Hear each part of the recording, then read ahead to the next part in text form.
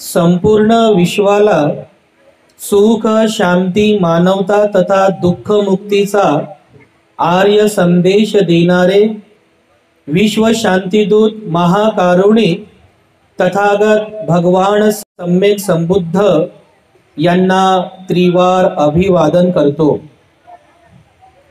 समग्र मानवजातीच्या दुःखमुक्तीसाठी तथागतांनी उपदेशिलेला महान सद्धम्म अर्थात बौद्ध धम्म तथा या सद्धम्माचा अविरतपणे प्रचार आणि प्रसार करणारा तथागतांद्वारा स्थापित सदा पूजनीय भिक्खू संघ या पूजनीय भिक्खू संघास त्रिवार अभिवादन करतो। ज्यांच्या अथांग अमर्याद त्याग प्रभावामुळे या भारत भूमीला बुद्ध भूमीचे रूप पुन्हा एकदा प्राप्त झालं, असे बौद्ध धम्माचे पुनरुद्धारक तुम्हा आम्हा सर्वांचे उद्धार करते प्रज्ञा सूर्य बोधिसत्व डॉक्टर बाबासाहेब आंबेडकर यांच्या समग्र धम्मक्रांतीमध्ये जीवनाच्या शेवटच्या श्वासापर्यंत समर्पित राहून आजच्या या मंगलमय प्रसंगी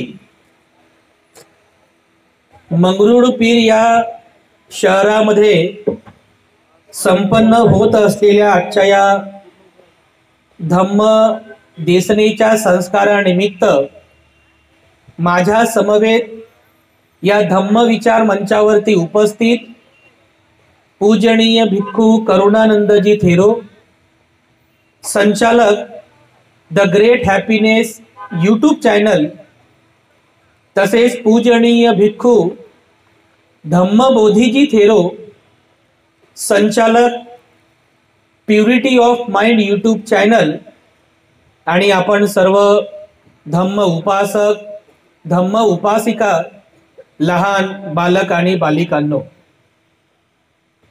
धम्म देसनेला सुरुवात करीत असताना सर्वप्रथम तुम्हा सर्वांच्या प्रती मी अनंत मंगल कामना मंगल आशीष अर्पण करतो। विशेष करून त्यांच्या प्रती की ज्यांनी अथक परिश्रमाने मेहनतीने आजचा हा कार्यक्रम या ठिकाणी आयोजित केलेला आहे। मंगरुळपीर मध्ये या आपल्या मंगरुळपीर गावात पहिल्यांदाच एवढ्या मोठ्या प्रमाणामध्ये हा धार्मिक संस्कार हा धार्मिक समारंभ संपन्न होतो आहे। मागील अनेक दिवसांपासून आपण सर्वच यूट्यूबला प्रवचन ऐकताय, तेव्हा भीमज्योती महिला मंडळाला सुद्धा असं वाटलं की आपणही भिक्खू संघाला पाचारण करावं, आपल्या नगरीमध्ये भव्य दिव्य स्वागत करावं आणि आपल्यालाच नाही तर आपल्या समवेत आपल्या सर्वच धम्म बांधवांना धम्म भगिनींना भिक्खू संघाच्या लाईव्ह धम्म देसनेचा लाभ घडावा याकरिता कसोशीने प्रयत्न करणाऱ्या या सर्व माता भगिनींसाठी या भीमज्योती महिला मंडळासाठी सर्वांनी टाळ्या वाजवा बघा जोरदार। कारण महिला मंडळांनी हा कार्यक्रम या ठिकाणी आयोजित केलेला आहे। उपस्थितांनो, भिक्खू संघाच्याही वतीने मी सर्वप्रथम महिला मंडळाच्या प्रती आणि या ठिकाणी उपस्थित आपल्या सर्वांच्या प्रती मंगल कामना आणि मंगल आशीष अर्पण करतो। इथे आल्यानंतर फार आनंद झाला, इतकं भव्य दिव्य स्वागत झालं बघा भिक्खू संघाचं। इथे येण्यापूर्वी आम्ही असा विचार केला होता की फार काही लोक येणार नाही, खूप झाले तर 100 लोक येतील, तर त्या 100 लोकांना आपण धम्मदेसना देऊ आणि पुढे आमचा दुसरीकडे पण कार्यक्रम आहे तर त्या कार्यक्रमाला मी निघून जाऊ। पण इथे आल्यानंतर चित्र वेगळंच आहे बघा, मंडप सुद्धा लहान झाला, म्हणजे मंडप सुद्धा लहान झाला। यावरून मात्र एक गोष्ट लक्षात येते की आपल्या गावातले लोक किती श्रद्धावान आहेत बघा। आज काही सुट्टीचा दिवस नाहीये, कामधंद्याचा दिवस आहे, पण आपले वैयक्तिक काम बाजूला सारून वेळातला वेळ काढून तुम्ही या ठिकाणी मोठ्या प्रमाणामध्ये आहात बघा. आपण खरंच खूप श्रद्धावान आहात. ही जी श्रद्धा आहे, हीच श्रद्धा आपल्या सर्वांचं मंगल करणारी आहे.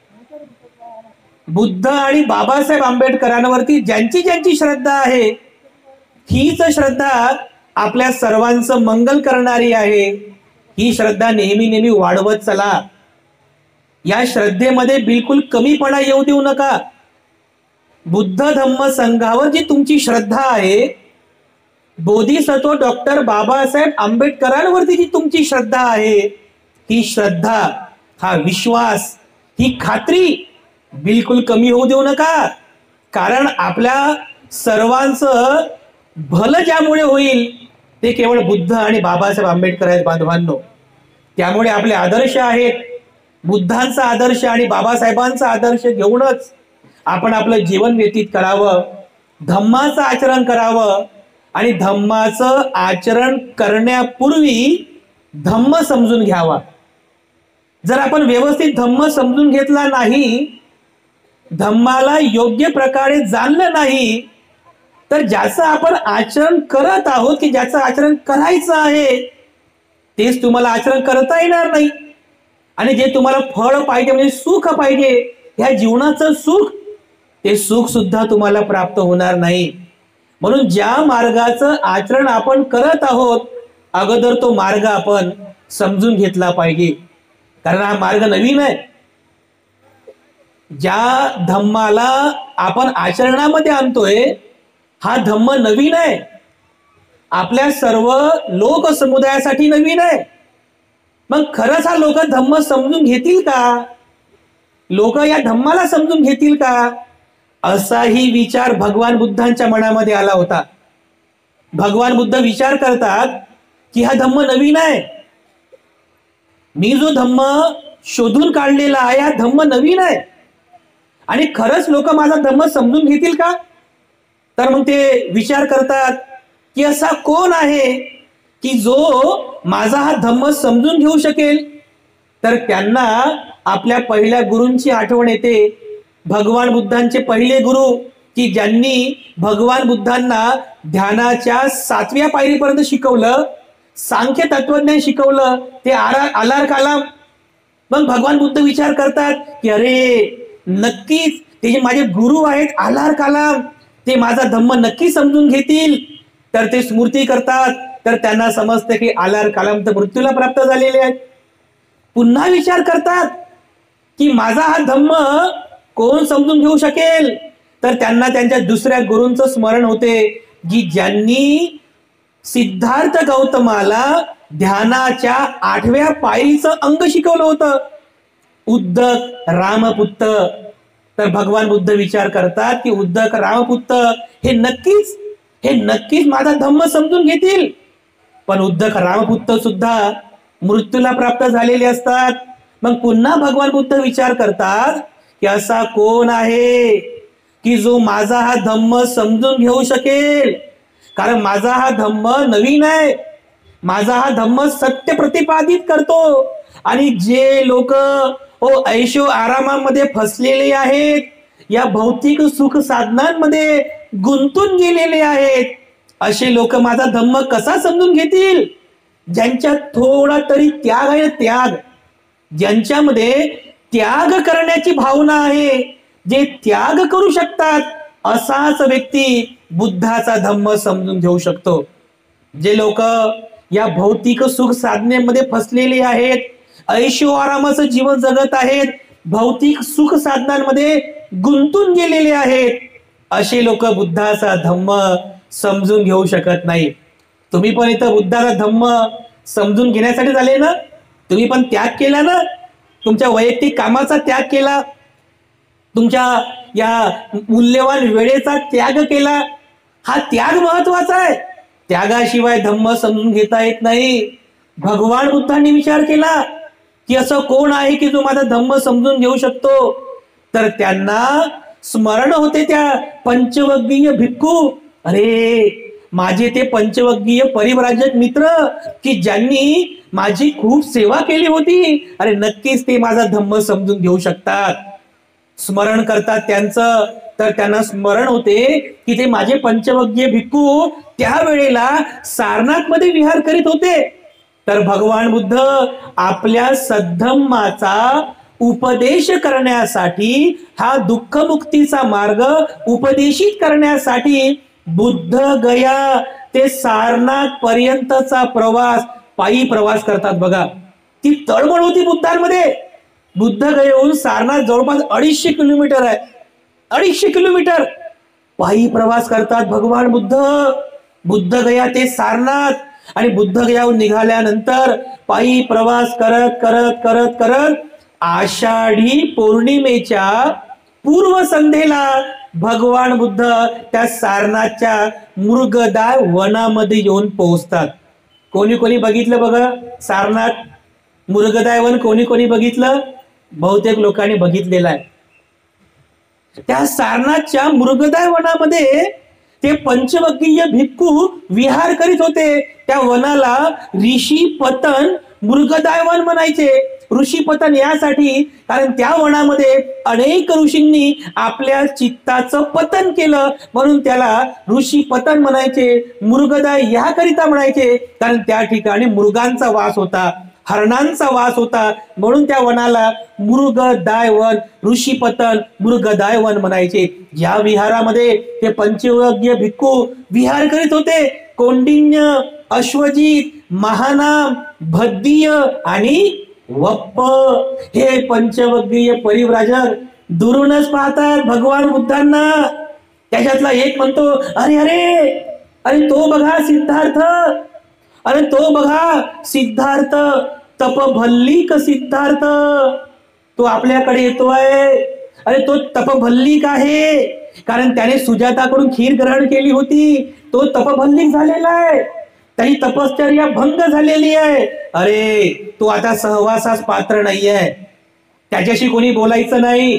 त्याची जर इच्छा असेल तर तो इथे येईल, त्याची जर इच्छा असेल तो इथे बसेल, आपल्यापैकी कोणीच त्याला बोलायचं नाही, असं ते पंचवग्गीय भिक्खू ठरवतात. का बरं? कारण सिद्धार्थात तपभल्लिक झाला होता असा विचार करतात. बघा भगवान बुद्धांचं व्यक्तिमत्व किती आकर्षक होतं. ते 5 परिव्राजक असा विचार करतात की आपण त्याचा सन्मान करायचा नाही, बोलायचं नाही. त्याची जर इच्छा असेल तर तो बसेल, आपण कोणीच त्याला बोलायचं नाही असा विचार करतात. पण जसं जसं भगवान बुद्ध त्या पंचवग्गीय भिक्खूंच्या जवळ येत आहेत, अगदी सावलीच्या अंतरापर्यंत भगवान बुद्ध पोहोचले. सावलीच्या अंतरापर्यंत. बघा आश्चर्य, बघा भगवान बुद्धांचं व्यक्तिमत्व एवढं प्रखर होतं, बुद्धांची पर्सनॅलिटी एवढी आकर्षक होती. साहित्यामध्ये असा उल्लेख आहे की जर एखादा चालणारा व्यक्ती भगवान बुद्धांना पाहायचा तर लगेच थांबून जायचा. एवढं बुद्धांचं व्यक्तिमत्व आकर्षक होतं. चालणारा व्यक्ती लगेच थांबायचा, थांबलेला व्यक्ती लगेच खाली बसायचा, खाली बसून गुडघ्यावरती बसायचा, असं हात जोडायचा, वंदन करायचा आणि म्हणायचा की हे भगवान, मला आपला आजीवन उपासक म्हणून स्वीकार करावं. बुद्धांचं व्यक्तिमत्व एवढं प्रखर होतं. बघा बुद्धांचं ते ज्ञानाचं तेज, ते बुद्धांचं ते बुद्धत्व ज्ञानाचं तेज पाहून चांगले चांगले विद्वान लोक सुद्धा भगवान बुद्धांना शरण गेले. मग हे पंचवग्गीय भिक्खू कोण बरं? भगवान बुद्ध त्यांच्या सावलीच्या अंतरापर्यंत आले की त्यांच्या जो संकल्प होता तो संकल्प असा निधडून गेला, ढासळून गेला. लगेच एक जण पुढे आला, त्याने भगवान बुद्धांचं भिक्षापात्र घेतलं. एक जण दुसरा पुढे आला, त्याने भगवान बुद्धांना पाय धुण्यासाठी पाठ ठेवला. तिसरा पुढे आला, त्याने भगवान बुद्धांचे पाय धुतले. चौथा पुढे येतो आणि भगवान बुद्धांना बसण्यासाठी आसन टाकतो. आणि 5वा पुढे येऊन हात जोडून म्हणतो की मित्रा, काय म्हणतो? मित्रा, हे आसन आपण ग्रहण करावे. बघा भगवान बुद्ध शांत चित्ताने त्या आसनाला ग्रहण करतात, आसनावरील स्थानापन्न होतात आणि त्या पंचवग्गीय परिव्राजकांना भगवान बुद्ध म्हणतात की मित्रांनो, आता मी पूर्वीचा सिद्धार्थ राहिलेलो नाही. आता मी पूर्वीचा सिद्धार्थ राहिलेलो नाही. आता मी तथागत आहे. या बसा, मी तुम्हाला मी शोधलेल्या धम्माचा, दुःखमुक्तीच्या मार्गाचा उपदेश करतो. या बसा. ते पंचवक्कीय भिक्खू भगवान बुद्धांकडे पाहतात. अरे, सिद्धार्थ जे बोलत आहे की त्याला काहीतरी प्राप्त झालेलं आहे, खरंच का? अरे खरंच असेल यार. कारण की सिद्धार्थ गौतम कधी खोटं बोलत नाही, कधी खोटं बोलत नाही. नक्कीच सिद्धार्थाचं हे व्यक्तिमत्व बघून नक्कीच सिद्धार्थाला काहीतरी प्राप्त झालेला आहे असा विचार करतात आणि पंचवग्गीय भिक्खू खाली बसतात. बघूया आता सिद्धार्थ आपल्याला काय सांगतात. पण सिद्धार्थ तर आता भगवान बुद्ध झाले होते. तर भगवान बुद्ध त्यांनी शोधलेल्या, त्यांनी रिसर्च करून शोधलेल्या दुःख मुक्तीच्या मार्गाचा त्या पंचवग्गीय भिक्खूंना उपदेश करतात. पहिला उपदेश त्या सारनाथच्या ऋषी पतन मृगदाय वनामध्ये पंचवग्गीय भिक्खूंना भगवान बुद्धांनी आपल्या बुद्धत्व ज्ञानाचा जो पहिला उपदेश केला, त्याच उपदेशाला पाली साहित्यामध्ये म्हणतात धम्म चक्क पवत्तन. काय म्हणतात? धम्म चक्क पवत्तन. धम्मचक्र प्रवर्तन म्हणतात त्या घटनेला. बुद्धाचा पहिला उपदेश तोच आहे दुःखमुक्तीचा मार्ग. तोच आहे आपल्या सर्वांच्या दुःखमुक्तीचा मार्ग, ज्याला भगवान बुद्धांनी धम्मचक्र प्रवर्तन सूत्रामध्ये सांगितलेलं आहे. काय आहे बरे धम्मचक्र प्रवर्तन सूत्र? भगवान बुद्ध आपल्या दुःखमुक्तीचा मार्ग त्यांना सांगत आहेत. आपण नेहमीच हा शब्द ऐकतो ना, दुःखमुक्त दुःखमुक्त. भंतेजी पण नेहमी सांगतात की दुःखमुक्त व्हायचंय आपल्याला, दुःखमुक्त व्हायचंय आपल्याला. अरे पण दुःखमुक्त होण्यापूर्वी हे दुःख काय आहे हे तर समजलं पाहिजे ना तुम्हाला. बरोबर आहे की नाही? मग दुःखमुक्ती काय आहे ते नंतर तुम्हाला समजेल. कारण बघा एवढा गोंधळ झालेला आहे. दुःखमुक्ती हा शब्द वापरला की दुःखमुक्तीच्या शब्दामागे एवढा गोंधळ झालेला आहे. काही लोक म्हणतात की माणूस मेला, आत्म्याला स्वर्ग मिळाला, झाला तो दुःखमुक्त, म्हणजे मोक्षाची प्राप्ती झाली म्हणतात. असं म्हणतात ना. काही लोक मेल्यानंतर म्हणतात की उसको अगर जन्नत मिलती है, हो गया हो, जन्नत में गया मतलब दुःख से मुक्त हो गया, असे काही लोक म्हणतात. बांधवांनो, भगवान बुद्धांनी जी दुःख मुक्ती सांगितलेली आहे, ही दुःख मुक्ती मेल्यानंतरची नाही. कोण पाहिलं मेल्यानंतर? मृत्यूच्या नंतर कोण बघितलेलं आहे? हे जे जीवन आहे जन्मापासून तर मृत्यूपर्यंत, डेट ऑफ बर्थ ते डेट ऑफ डेथ पर्यंतचा हा जो मधला काळ आहे, या मानवी जीवनामध्ये दुःखातून मुक्त कसं होता येईल, सुखी जीवन कसं जगता येईल, हाच उपदेश भगवान बुद्धांनी केलेला आहे. तर सुरुवातीला बघा त्या पंचवग्गीय भिक्खूंना भगवान बुद्ध पहिला उपदेश करतात. बुद्ध म्हणतात त्या पंचवग्गीय भिक्खूंना, पाली वचन आहे, तुम्ही ते पाली वचन ऐका. बुद्धांचं वचन आहे, बुद्धांचे शब्द आहेत. बुद्ध म्हणतात द्वे मे भिक्खवे अंता पब्ब जितेन न सेवितब्बा. पाली वचन आहे, बुद्धांचं शब्द आहे, बुद्ध वचन बघा, खूप श्रद्धापूर्वक ऐकले पाहिजे आपण. बुद्ध काय म्हणतात? द्वे मे भिक्खवे अंता पब्ब जितेन न सेवितब्बा. काय होतो याचा अर्थ? बुद्धांचा उपदेश आहे. बुद्ध म्हणतात द्वे, द्वे म्हणजे दोन. समजते तुम्हाला? पाली आणि त्याचा अर्थ सांगतो तुम्हाला, लगेच समजेल. द्वे म्हणजे दोन. द्वे मे भिक्खवे अंता, अंत म्हणजे अंत, शेवटचं टोक. बुद्ध काय म्हणतात? बुद्ध म्हणतात की भिक्खूंनो, अनुयायांनो, या जीवनामध्ये हे दोन प्रकारचे अंत आहेत, दोन प्रकारचे शेवटचे टोक आहेत. द्वे मे भिक्खवे अंता. हे जीवनात दोन प्रकारचे टोक आहेत, दोन अंत आहेत. तर पब्ब जितेन न सेवितब्बा, या दोन टोकांचं सेवन करू नका. भगवान बुद्ध म्हणतात की या जीवनामध्ये हे दोन टोक आहेत, या दोन्हीही टोकांचं सेवन करू नका. कोणते ते दोन टोक आहेत? जीवनाचे दोन टोक कोणते आहेत? तर भगवान बुद्ध या जीवनाच्या दोन्ही टोकांचं प्रतिपादन करतात. तर जीवनाचं जे पहिलं टोक आहे ते आहे, काही बघा काही लोक या टोकाचं जीवन जगतात, खा प्या मजा करा. अरे जीवन पुन्हा पुन्हा मिळत नाही, हा जन्म पुन्हा पुन्हा मिळत नाही, तर काय खा प्या मजा करा. अशा पद्धतीने पण काही लोक जीवन जगतात बघा. कोणतं टोक आहे? खा प्या मजा करा. हे जीवन पुन्हा पुन्हा मिळत नाही, हे जीवनाचं एक टोक आहे. दुसरं जे जीवनाचं टोक आहे ते म्हणजे अरे हे जीवन पुन्हा नाही मिळणार, त्यामुळे ह्या जीवनाचा त्याग करा, ह्या जीवनाचा त्याग करा आणि असं दूर जंगलात द्या, दऱ्याखोऱ्यामध्ये जा, ध्यान साधना करा, देहदंड करा, या शरीराला त्रास द्या, वज्र तपश्चर्या करा, देहदंड करा. जीवनाचं हे दुसरं टोक आहे बघा. हे एक टोक आणि हे एक टोक, जीवनाचे हे दोन टोक आहेत बघा. आधी बघा काही नागा साधू वगैरे आहेत, तुम्ही जर टीव्हीवर वगैरे बघितले असेल त्यांचे फोटो व्हिडिओ, आजही असे काही नागा साधू आहेत जे जीवनाचं हे टोक अनुभवतात बघा. शरीराला त्रास देतात, या शरीराला त्रास देतात, देहदंड करतात आणि वज्र तपश्चर्या करतात बघा. तर भगवान बुद्ध काय म्हणतात? द्वेमे भिक्खवे अंता. हे जे जीवनाचे दोन टोक आहेत, समजते तुम्हाला? एक टोक कोणता आहे? खा प्या मजा करा. आणि दुसरं टोक कोणतं आहे?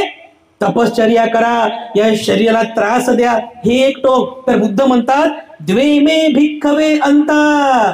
हे दोन्ही टोकांचं पप्प जितेन न सेवितप्पा, यांचं सेवन करू नका. या दोन्ही टोकांचं सेवन करू नका. कारण बघा आजही असे काही लोक आहेत या दोन्ही टोकांचं जीवन जगतात. काही काही लोकांना धर्माशी काही घेणं देणं नाहीये, काही लोकांना धर्माशी काही घेणं देणं नाही, फक्त आपल्या जीवनामध्ये मशगूल आहेत, आपल्या जीवनाच्या सुख साधनांमध्ये मशगूल आहेत. बस माझ्याकडे गाडी आहे, बंगला, बँक बॅलेन्स, नोकर चाकर, गाडी अदला, हे सगळं काही आहे, बस मी, माझा परिवार आणि माझे सुख साधनं, या भौतिक सुख साधनांमध्ये ते लोक डुबून गेलेले आहेत. तो सुद्धा तुम्हाला दुःख देणारा मार्ग आहे, तो सुद्धा तुम्हाला दुःख देणारा मार्ग आहे. दुसरं, काही लोक तपश्चर्या करतात, वज्र तपश्चर्या करतात, या शरीराला त्रास देतात, उपास तापास करतात, जत्रा यात्रा करतात. बघा बांधवांनो, हा सुद्धा दुःख देणारा मार्ग आहे. म्हणून बुद्ध म्हणतात या दोन्हीही टोकांचा त्याग करा. तर आता प्रश्न उपस्थित झाला, तर या दोन्हीही टोकांचा त्याग करायचा असेल तर मग सेवन कशाचं करायचं? या दोन्ही मार्गाचा आपल्याला, या दोन्ही मार्गांना आपल्याला सोडायचं आहे, त्याग करायचा आहे. अरे मग आचरण कशाचं करायचं? तर भगवान बुद्ध म्हणतात या दोन्हीही टोकांचा त्याग करून जो मधला मार्ग आहे, मज्जिमा पटिपदा, मध्यम मार्ग, या मध्यम मार्गाचं तुम्हाला सेवन करायचं आहे, त्याचं आचरण करायचं आहे. बुद्ध म्हणतात एततं भिक्खवे मज्जिमा पटिपदा अनुपगमं मज्जिमा पटिपदा अत्थी. बांधवांनो, धम्म अनुयायांनो, बुद्धाने सांगितलेला हा मध्यम मार्ग आहे, याला मज्जिमा पटिपदा म्हणतात, याला दुःख मुक्तीचा मार्ग म्हणतात, याला सर्व प्रकारच्या सुखाचा मार्ग म्हणतात. तोच आहे मध्यम मार्ग. आणि कोणता मध्यम मार्ग आहे बुद्धाने सांगितलेला? तर बुद्ध म्हणतात हा मध्यम मार्ग आहे सम्मा दिट्ठी, सम्मा संकप्पो, सम्मा कम्मंतो, सम्मा आजीवो, सम्मा वायामो, सम्मा सती, सम्मा समाधी. दुःख मुक्तीचा मार्ग आहे हा, ज्याला आर्य अष्टांगिक मार्ग असं म्हणतात. या 8 तत्वांनी बनलेला हा दुःख मुक्तीचा मार्ग आहे. जो कोणी व्यक्ती आपल्या जीवनामध्ये दुःख मुक्त होण्यास इच्छुक आहे त्यांनी या मार्गाचा अवलंब करावा. तुम्ही या ठिकाणी आलेले आहात, कशासाठी आले आहात? धम्म समजून घेण्यासाठी आलेत ना तुम्ही? मला माझ्या जीवनामध्ये सुखी व्हायचं आहे, मला माझ्या जीवनामध्ये दुःखमुक्त व्हायचं आहे, तर मी दुःखमुक्त होण्याचा मार्ग तर मला समजला पाहिजे की नेमकं दुःखमुक्तीचा मार्ग कोणता आहे, ते फळ मला प्राप्त झालं पाहिजे. बघा, जे फळ आपल्याला प्राप्त करायचं आहे त्या फळाचं आपल्याला माहितीच नाही आहे, त्या फळाबद्दल आपल्याला काही जाणकारच नाही आहे, तर ते फळ तुम्हाला कसं प्राप्त होईल? आपण जमिनीमध्ये कडुलिंबाचं बीज पेरलं आणि हात जोडून म्हणतोय की मला आंबा पाहिजे, मला आंबा पाहिजे, कसं तुम्हाला आंबा मिळेल? अरे आपण बीजच कडुलिंबाचं पेरलेलं आहे, तर तुम्ही इच्छिलेलं फळ तुम्हाला कसं प्राप्त होईल? त्यामुळे अगदी बीजारोपणापासून म्हणजे अगदी सुरुवातीपासून तुम्हाला हा विचार करावा लागेल की माझ्या दुःखमुक्तीचा मार्ग कोणता आहे. तर हा जर दुःखमुक्तीचा मार्ग आहे तर तो तुम्ही समजून घेतला पाहिजे. कशाला म्हणतात दुःखमुक्ती? जो एक धम्म अनुयायी बुद्धाने सांगितलेल्या या आर्य अष्टांगिक मार्गाचं पालन करता करता करता करता या दुःखमुक्तीच्या मार्गाचं पालन करता करता करता तो व्यक्ती आपल्या जीवनामध्ये दुःखमुक्त होतो. आणि दुःखमुक्त होणे म्हणजे काय? दुःखमुक्त होणे म्हणजे बुद्धाच्या धम्माचरणानुसार या जीवनामध्ये अरहंत फळ प्राप्त करणे म्हणजे दुःखमुक्ती होय. अरहंत फळ हा शब्द तुम्ही ऐकला असेल ना कधीतरी? अरहंत फळ प्राप्त करणे म्हणजे खऱ्या अर्थाने दुःखमुक्ती आहे. तर ही दुःखमुक्ती आहे, अरहंत फळ प्राप्त करणे हे काही सहज आणि सोपं नाही आहे. अरहंत फळ प्राप्त करण्यासाठी आपल्याला या जीवनामध्ये दुःखमुक्त होण्यासाठी या अष्टांगिक मार्गाचं पालन करावं लागतं. आणि या अष्टांगिक मार्गाचं पालन करता करता करता तो व्यक्ती आपल्या जीवनामध्ये दुःखमुक्तीच्या 4 अवस्थांना प्राप्त करतो. पहिली जी अवस्था आहे त्याला म्हणतात श्रोतापन्न. दुसरी जी अवस्था आहे त्याला म्हणतात सकृदागामी. तिसरी जी अवस्था आहे त्याला म्हणतात अनागामी. आणि चौथ्या अवस्थेला म्हणतात अरहंत. आता हे शब्द थोडेसे कठीण आहेत. हा दुःखमुक्तीचा मार्ग समजून घ्यायचा आपल्याला. तर मी केवळ तुम्हाला या जीवनामध्ये आपल्याला किमान दुःखमुक्तीच्या मार्गातील पहिलं फळ कसं प्राप्त करता येते याचा उपदेश तुम्हाला करतो. बघा, श्रोतापन्न दुःखमुक्तीच्या मार्गातील पहिलं फळ आहे. कोणतं? श्रोतापन्न. तुम्हाला श्रोतापन्न बनायचं आहे. श्रोतापन्न म्हणजे काय?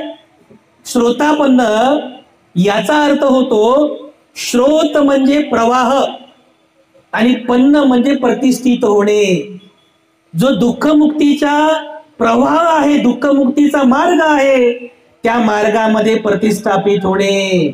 आणि या मार्गात हे पहिलं फळ जर प्राप्त करायचं असेल तर बांधवांनो, आपल्याला आपल्या जीवनातील 3 बंधनांना तोडावं लागतं. 3 बंधनं आहेत. या 3 बंधनांना जोपर्यंत आपण तोडणार नाही तोपर्यंत व्यक्ती या श्रोतापन्न फळाला प्राप्त करू शकत नाही. हे 3 बंधनं समजून घ्या.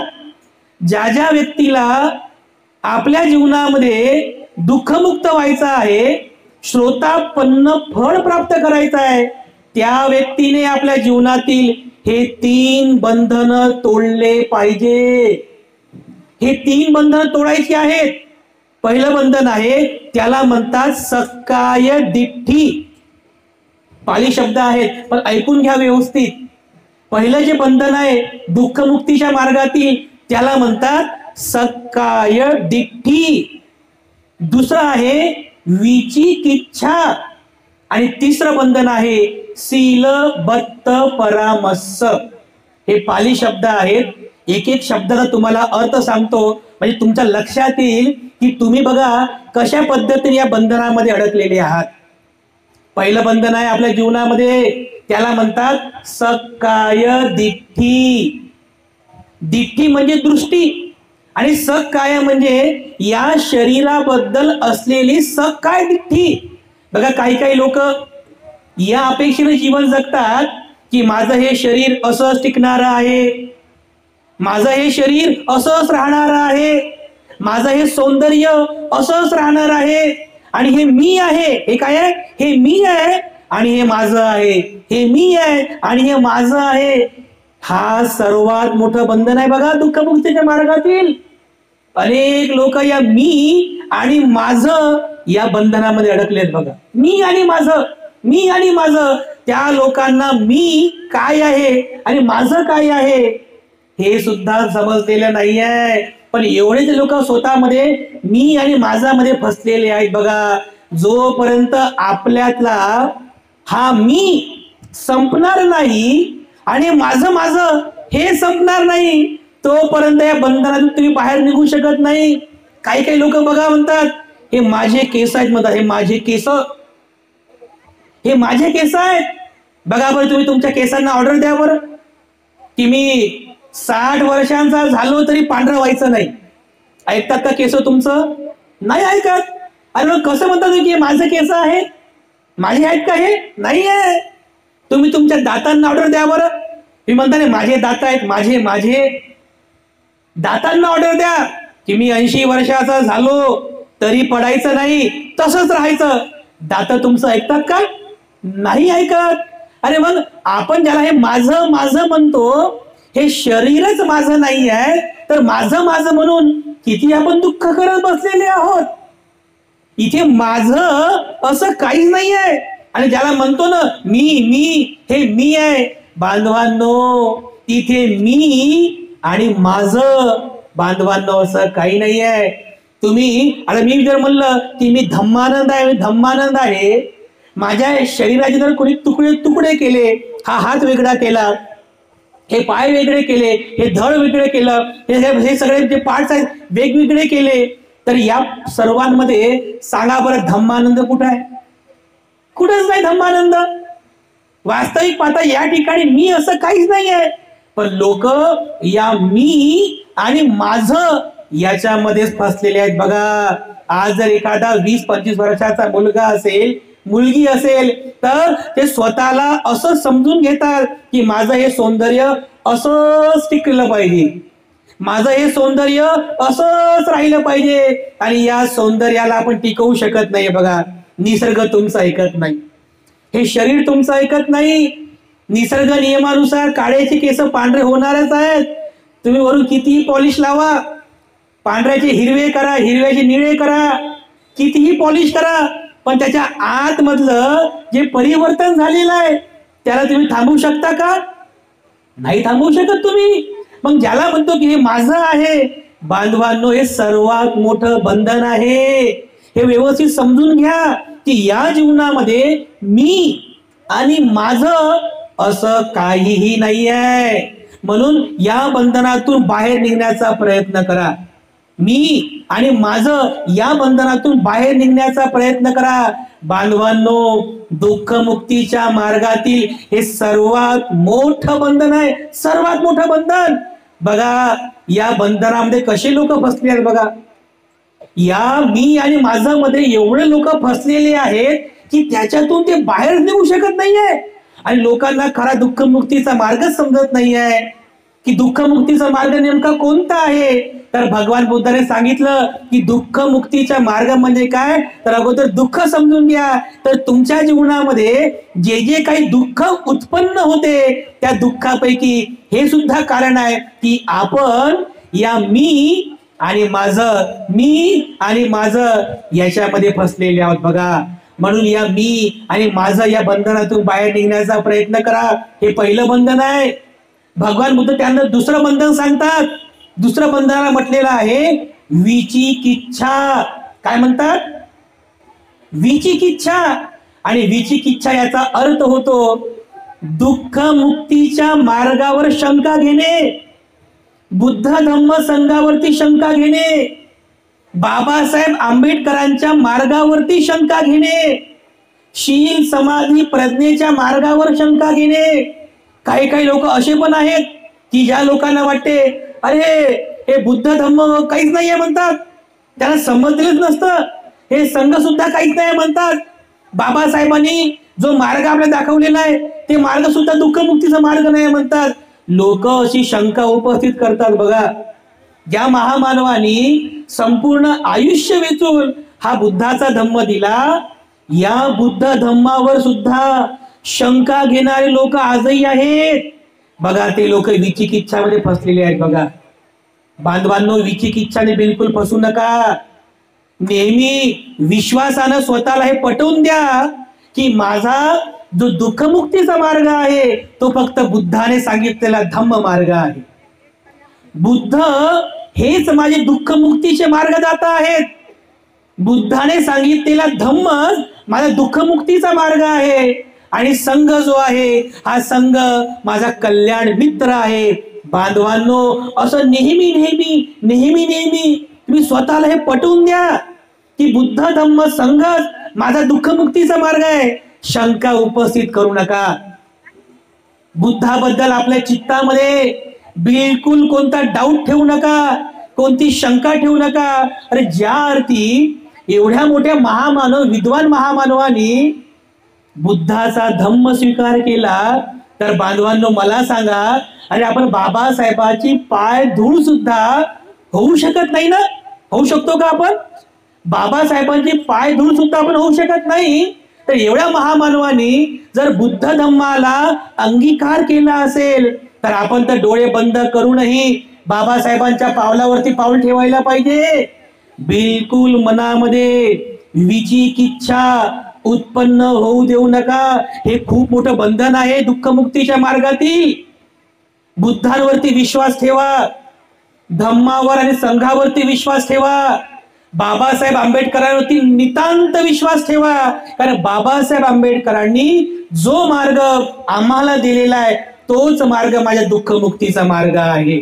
म्हणून आपल्या मनात बिलकुल कोणतीही शंका ठेवू नका, विचिकिच्छा ठेवू नका. या शंकेतून बाहेर निघा आणि विश्वासानं खात्रीपूर्वक स्वतःला पटवून द्या की बुद्ध धम्म आणि संघ हाच माझ्या कल्याणाचा मार्ग आहे. त्यानंतर तिसरं बंधन कोणतं आहे? तिसरं बंधन आहे त्याला म्हणतात शीलबद्ध परामर्श. कोणतं बंधन सांगितलं आहे? शीलबद्ध परामर्श. आणि याचा अर्थ होतो अंधश्रद्धा आणि अंधभक्तीमध्ये फसून राहणे. अंधश्रद्धा आणि अंधभक्तीमध्ये लोक फसलेले आहेत. शीलबद्ध परामर्श मध्ये लोक फसलेले आहेत बघा. आणि म्हणून लोक दुःखमुक्त होत नाहीये. अंधश्रद्धेच्या मार्गाला ते श्रद्धेचा मार्ग समजतात, त्या अंधभक्तीच्या मार्गाला ते दुःखमुक्तीचा मार्ग समजतात. बघा, आम्ही कितीही लोकांना खरा सद्धम्म सांगितला, लोकांना ते लगेच पटत नाही. पण एखाद्या ठिकाणी जर कोणी चमत्कार दाखवला ना, एखाद्या महाराजानं, एखाद्या पंडितानं, एखाद्या बाबाबुवानं थोडा काय चमत्कार दाखवला की लोक लगेच असं हात जोडतात. लगेच लोक हात जोडतात. असं चमत्कार को नमस्कार अशी आपल्याकडची पद्धत झालेली आहे. बांधवांनो, ते लोक थोडाही विचार करत नाही, थोडा पण विचार करत नाहीये की ज्या मार्गाला मी असं हात जोडत आहे तो मार्ग खरोखर माझ्या कल्याणाचा आहे का? तो खरोखर तो मार्ग माझ्या दुःखमुक्तीचा आहे का? लोक जराही विचार करत नाहीत. हो, जराही विचार करत नाही. कारण ते लोक शीलबद्ध परामर्श म्हणजे अंधश्रद्धेमध्ये फसलेले आहेत, अंधभक्तीमध्ये फसलेले आहेत, मिथ्या दृष्टीमध्ये फसलेले आहेत. बघा, एखाद्या घरासमोर भविष्य सांगणारा एखादा माणूस येऊ द्या, ज्योतिष सांगणारा. तो ज्योतिष येतो आणि म्हणतो की ज्योतिष सांगणारा, भविष्य सांगणारा ज्योतिष. ते लोक लगेच त्याला बोलवतात. अरे इकडे मध्ये, इकडे इकडे इकडे काय करतो म्हणतात तू? मी भविष्य सांगतो म्हणते. तर मग ते लोक आपला हात दाखवतात, असं माझं भविष्य सांग म्हणते. मग तो तुम्हाला उल्लू बनवतो, म्हणजे तुम्हाला मूर्ख बनवतो. काय तो म्हणतो, हे तुमची जी हस्तरेखा आहे ही हस्तरेखा इकडे वाशिमकडे गेलेली आहे म्हणतो. ही हस्तरेखा तुमची तिकडे मंगरुळपीरच्या बाजूने गेली आहे म्हणते. आणि ते ऍक्सिडेंट होणार आहे. शनी आहे तुमच्या घरामध्ये, शनी आहे. तुमची हस्तरेखा बिघडलेली आहे. जर हस्तरेखा बरोबर करायची असेल ठेवा 1101 रुपये. अरे लोक शीलबद्ध परामर्श मध्ये फसलेले आहेत. लगेच पैसे काढतात लोक, त्याच्या हातात ठेवतात. बघा कसे लोक अंधश्रद्धेने फसलेले आहेत. तो माणूस तुम्हाला मूर्ख बनवून गेला. तो सांगतो त्या टीव्हीवरचा, ते कोणतं चॅनल आहे तुमचं? अस्तमा चॅनल आहे, आस्था चॅनल. आस्था चॅनल अस्तमाच आहे. ते लोकांमध्ये अस्तमाच उत्पन्न करते. तुम्ही टीव्ही सुरू केली रे केली सकाळी की लगेच त्या ठिकाणी एक महाराज येतो आणि महाराज म्हणतो कि आपके जीवन में राहु काल शुरू हो गया है, आपका शनि भाग गया है और आपके बुध में मंगल घुस गया है, आपकी ग्रह दिशा पूरी बिगड़ गई है। अगर आपकी ग्रह दिशा बिगड़ गई, आपके जीवन में बहुत ही दुख है, तो म्हणतो कि हमारे पास एक यंत्र है, इस यंत्र को अगर आपके घर के पूर्व दिशा में रखेंगे तो आपके जीवन के सारे दुख दर्द दूर हो जाएंगे। बोलो होते की नाही असं? आणि विचार बघा, लोक व शिकलेले लोक सीलबद्ध परामर्श मध्ये कसे फसलेत बघा ते लोक, शिकलेले लोक। लगेच तो महाराज म्हणतो नीचे स्क्रीन के ऊपर दिए गए नंबर पर कॉल कीजिए, होम डिलिव्हरी मिलेगी। बघा माणसाच्या सुखाची होम डिलिव्हरी सुरू झाली बघा, माणसाच्या सुखाची होम डिलिव्हरी। अरे एखादा अडाणी माणूस करत असेल तर समजून घेऊ, अडाणी माणूस, अशिक्षित माणूस, शिकलेले लोक और इंजिनियर, वकील और शिकलेले लोक लगेच मोबाईल उचलतात, होम डिलिव्हरी करतात। कशाची? त्या यंत्राची। विचार बघा, या सीलबद्ध परामर्श या अंधश्रद्धेमध्ये फसलेले लोक आहेत बघा। खरा दुःख मुक्तीचा मार्ग कोणता आहे अजूनही त्यांना समजलेलं नाही बघा, शिकलेले लोक। तुम्ही इकडे अकोला भागातले लोक आहात, इकडे अकोला या भागात काय म्हणतात? शिकला पण हुकला असं म्हणतात ना, हे तेच लोक आहेत। म्हणजे शिकले पण अंधश्रद्धेमध्ये फसले, अंधभक्तीमध्ये फसले। अरे आपल्या दुःख मुक्तीचा मार्ग नेमका कोणता आहे अजूनही त्यांना समजलेलं नाहीये। ते लोक त्या मिथ्या दृष्टीला दुःख मुक्तीचा मार्ग समजतात। आपणही काही नवीन नाहीये, तुमच्याबद्दल बोलतोय, विशेष करून नागपूरकडले लोक जे आहेत। आता आम्ही नागपूरला फिरलो बघा, 10-12 दिवस आम्ही दौरा केला। तर त्या दौरा करता करता त्या लोकांच्या, आम्ही काही लोकांच्या घरी गेलो, लोकांच्या घरी गेलो की जिथे भगवान बुद्धांची मूर्ती आहे, बाबासाहेबांची मूर्ती आहे, बरोबर त्या बुद्ध मूर्तीच्या बाजूला एक छोटासा फोटो ठेवतात बघा नागपूरकडचे काही, विदर्भातले काही बौद्ध लोक। कशाचा फोटो? तर बघू आम्ही आम्हाला असं वाटलं संत गाडगे बाबाचा फोटो असेल, संत गाडगे बाबा महान बाबा होऊन गेले। जवळ जाऊन पाहतो तर दुसराच बाबा निघाला, अरे तो टाकड घाटचा विठ्ठू बाबा निघाला बघा, तो टाकड घाटचा विठ्ठू बाबा असा बेडी बांधलेला। आणि म्हणलो हा काय, हे काय झालं म्हणलं, हे बुद्धाच्या बाजूला हे काय लावलं? नाही म्हणे ते टाकड घाटचा विठ्ठू बाबा आहे म्हणे, विठ्ठू बाबा। म्हणजे काय विठ्ठू बाबा? म्हणजे लोक बुद्धाची पूजा करतात, टीका करतो, म्हणजे टीका म्हणा तुम्ही काही म्हणा, पण हे सत्य आहे। आपल्यातलेच काही लोक या सीलबद्ध परामर्श मध्ये बघा फसलेले आहेत। जिथे बुद्धाला ठेवतात त्या बुद्धाच्या बाजूला त्या टाकड घाटच्या बाबाचा फोटो ठेवला बघा, बुद्धाला तसं हात जोडतात, अगरबत्ती लावतील, मेणबत्ती लावतील, फुलं अर्पण करतील बुद्धाला, बुद्धापुढे असं हात जोडतात, पण बारीक लक्ष बाजूला असं त्या फोटोकडे। बुद्धानं भलं केलं तर केलं, त्याचं टाकड घाटचा विठ्ठू बाबा जिंदाबादच आहे, बारीक नजर म्हणतात। कारण बुद्ध तर काही चमत्कार मानत नाही, बुद्ध काय म्हणतात? चमत्कार होत नाही, बुद्धाकडून काही झालं तर झालं, नाही तर ठीक आहे, टाकड घाटचा बाबा असं हात जोडतात बघा। आम्ही एकदा गेलो त्या टाकड घाटला, आम्ही जाऊन बघितलं बघा, एवढा अंधश्रद्धेचा स्तोम माजलेला आहे। लग्न झालं, चालल्या सुनबाईला घेऊन टाकड घाटचा आशीर्वाद घ्यायला, नवीन गाडी घेतली की चालल्या गाडीला हार टाकायला टाकड घाटला चाललं। बुद्ध गया टूर करून आले, बुद्धाचं दर्शन करून, बुद्ध गयाचा टूर करून आले की चालले टाकड घाटला बुद्धाचं दर्शन करून आलं म्हणून। अरे हा काय चमत्कार सुरू आहे, हा विचित्र प्रकार काय सुरू आहे? एक दिवस बघा असं होईल, या प्रकाराला जर आपल्या लोकांनी, आपल्या काही सामाजिक कार्यकर्त्यांनी जर वेळीच बंधन घातलं नाही तर काही वर्षाने त्या टाकड घाट मध्ये बौद्धांची सैलानी जत्रा सुरू होईल बघा। हे खरं सांगतो तुम्हाला, याच्यावरती बंधन आलं पाहिजे। बुद्धाने याच गोष्टीला विरोध केलेला आहे, आणि ज्या गोष्टीला बुद्धांनी विरोध केला, दुःखमुक्तीच्या मार्गातील सर्वात मोठं ते बंधन आहे, त्याच बंधनामध्ये आपले लोक फसलेले आहेत। आपले लोक फसलेले आहेत बघा बांधवांनो, या बंधनातून बाहेर निघा, कोणताच बाबा आपला कल्याण करत नाही. आम्ही त्या अमरावती भागामध्ये फिरत होतो, या अमरावती भागामध्ये फिरतो आम्ही, काही बौद्धांच्या घरी गेलो आम्ही, तर आम्हाला इकडे एक नवीनच बाबा, कोणता मार्केट आहे त्या बाबाचं, या भागात एक नवीनच मार्केट आहे. कोणता बाबा आहे? गुणवंत. अरे गुणवंत बाबा, नवीनच आला गुणवंत बाबा या भागामध्ये.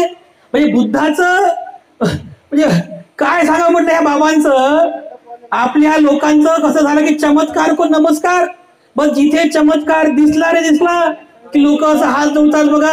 अरे कोणता बाबा, आपलं भलं फक्त त्या बाबासाहेबांनी केलं. हजारो वर्षांपासून आपण त्या दुःखामध्ये निपदत पडलेले होतो, हजारो वर्षांपासून आपण दरिद्रीमध्ये फसलेले होतो.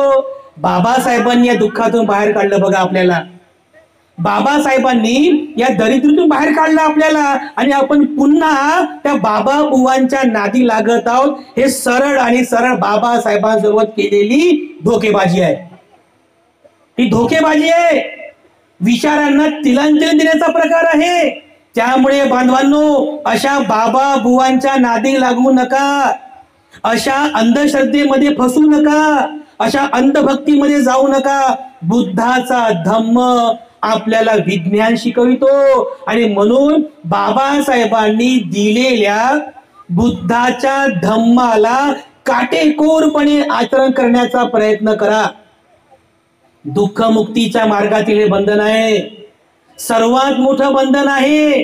त्यामुळे ज्या ज्या लोकांना वाटतं की मी दुःखमुक्त झालो पाहिजे, मला सुख मिळालं पाहिजे, तर त्या सर्व लोकांनी आपल्या जीवनातील हे तीनही बंधन तोडण्याचा प्रयत्न केला पाहिजे. कोणते कोणते? पहिलं बंधन कोणतं आहे? सक्काय दिठ्ठी, मी आणि माझं, या बंधनातून बाहेर निघण्याचा प्रयत्न करा. विचिकिच्छा, बुद्ध धम्म संघावर बिलकुल शंका घेऊ नका, बाबासाहेबांच्या कार्यावर बिलकुल शंका घेऊ नका. बघा, एक तर आम्हाला एक शहाणा भेटला बघा, स्वतःला विद्वान समजणारा. म्हणजे बघा, बाबासाहेबांमुळे सगळं मिळालं हो, पण आज काही लोक बाबासाहेबापेक्षा पण विद्वान झाले बघा. काही लोक, एक जण आम्हाला भेटला आणि काय म्हणे माहित आहे, तो आम्हाला म्हणे, भंतेजी म्हणे, बाबासाहेबांनी सगळं केलं ते बरोबर केलं म्हणे, पण ते बाबासाहेबांनी त्या 22 प्रतिज्ञा दिल्या ना, त्या 22 प्रतिज्ञेतल्या सुरुवातीच्या 8 प्रतिज्ञा नव्हत्या पाहिजे म्हणे. बघा, शहाणे, बाबासाहेबापेक्षा शहाण झाले बघा हे लोक. सुरुवातीच्या 8 प्रतिज्ञा नव्हत्या पाहिजे म्हणे भंतेजी. म्हटलं का बरं? तर बाबासाहेबांनी त्या प्रतिज्ञा दिल्या म्हणे, पण आजचं वातावरण असं, आजचं वातावरण तसं असं, फक्त पळवाटा काढायचा विचार सुरू आहे. अरे मी तर म्हणलं की बरं झालं बाबासाहेबांनी 22 प्रतिज्ञा दिल्या. जर बाबासाहेबांनी त्या प्रतिज्ञा दिल्या नसत्या ना, आमचे लोक तर हमखास बिनधास्त गेले असते, आणि जर आम्ही म्हटलं असतं की जाऊ नका, तर लोक आम्हाला प्रत्युत्तर दिलं असतं. बाबासाहेबांनी म्हटलं का पूजा करू नका म्हणून? बाबासाहेबांनी म्हटलं का हे करू नका म्हणून? लोक अशी पळवाटा काढतात बघा. बांधवांनो, बाबासाहेबांनी महत् प्रयासाने हा सद्धम्म आपल्याला दिलेला आहे बघा. हजारो वर्षांची गुलामगिरी नष्ट झाली, हजारो वर्षाचं हे दुःख नष्ट झालं. कशामुळं? बुद्धाच्या धम्मामुळे झालेलं आहे. हे खूप चांगल्या प्रकारे आपण समजून घ्यावं, आणि आपल्या जीवनामध्ये जे जे काही बंधनं आहेत त्या बंधनांना तोडण्याचा प्रयत्न करा बघा. म्हणून जीवनामध्ये कमीत कमी दुःख मुक्तीच्या मार्गातील जे पहिलं फळ आहे त्याला श्रोतापन्न म्हणतात. हे पहिलं फळ प्राप्त करण्यासाठी आपण सर्वांनी प्रयत्न करायला पाहिजे. नंतर तर सकृदगामी आहे, अनागामी आहे, अरहंत आहे. खूप मोठं आचरण करायचं आहे, खूप मोठा धम्माचा पराक्रम करायचा आहे, धम्म आचरणाचा पराक्रम करायचा आहे, खूप मोठा आहे. पण कमीत कमी आपण श्रोतापन्न फळ कसं प्राप्त करता येईल याकरिता प्रयत्न करायला पाहिजे. म्हणून आपण सर्वांनी हा किमान हा संकल्प करावा की दुःख मुक्तीच्या मार्गातील हे जे 3 बंधन आहेत, कोणते कोणते? सक्काय दिठ्ठी म्हणजे मी आणि माझं, मी आणि माझं, याच्यातून बाहेर निघा.